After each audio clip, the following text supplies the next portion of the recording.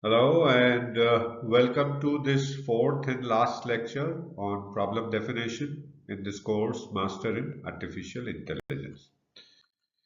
So we will continue to talk about this example of the radiologist domain of how to improve the patient diagnostics and what has been done, what was done to address this problem using artificial intelligence and machine learning techniques. So the next thing they did was identified opportunities to develop AI algorithm, and they identified three such opportunities: automated image analysis, anomaly detection, and decision support system. And these opportunities they hypothesized would help, which actually data did, was assist radiologists in diagnosing medical images more accurately and efficiently. So that's how they mapped the stakeholder needs to the AI opportunities. Then they explored AI techniques, and there are three of them that we will show you here. First one was CNN, or convolutional neural networks, and this was used for analyzing the diagnostic report. Also, they looked at deep learning for feature extraction and natural language processing for analyzing diagnostic report. So this is how they explored various AI techniques like CNN, deep learning, and NLP for meeting the stakeholders' needs. Then they brainstormed potential AI solutions such as automated detection of tumors, fractures, and other abnormalities in medical images. And also, they prioritized critical cases for urgent review and generated diagnostic report with suggested treatment recommendation. So that's how they brainstormed this. Then they prioritize the problems based on their impact on potential patient care, feasibility of the AI implementation, and alignment with the stakeholders' objectives. So three parameters that we earlier had talked about, they use them to prioritize the problems. And also, finally, they define the success matrices, and they define success metrics like accuracy of AI-assisted diagnosis compared to human radiologists.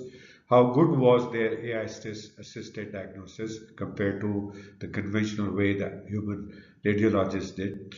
Reduction in diagnostic errors. What was the reduction that happened? And in the finally, it was about the patient outcomes. How many of the patients improved with the help of such diagnostics and the time saving for the radiologist. So they defined these as the success metrics for this project. Then prototype went on to prototype and validation. They developed prototype of AI algorithms for automated image analysis and diagnostic assistance. And also they validated the prototype through a pilot studies that involve radiologists and real world medical imaging data. Further to that, they documented all the requirements, stakeholders' requirements, particularly technical requirements and project objectives in this project plan or the requirement definition document. So they documented these three critical things as they went along.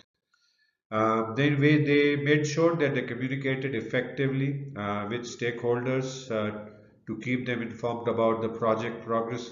They solicited feedback as they went and addressed the concerns the stakeholders had or any challenges that arose during the implementation with the team's output and efforts.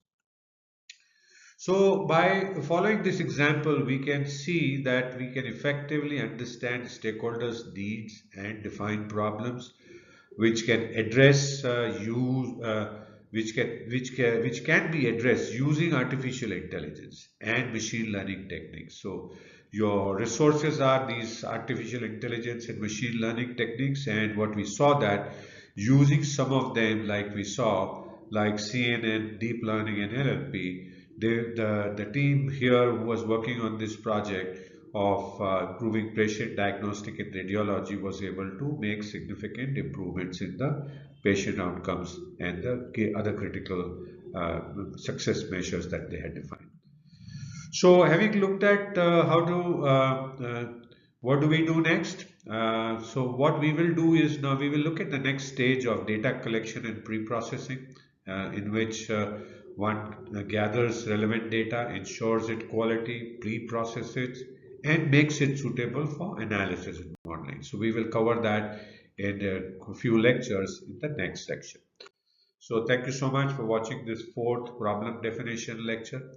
I hope you continue to learn new things, continue to enjoy, and I do look forward to see you again in the next lecture. Please feel free to message me if you have any questions. I'll be happy to answer a question.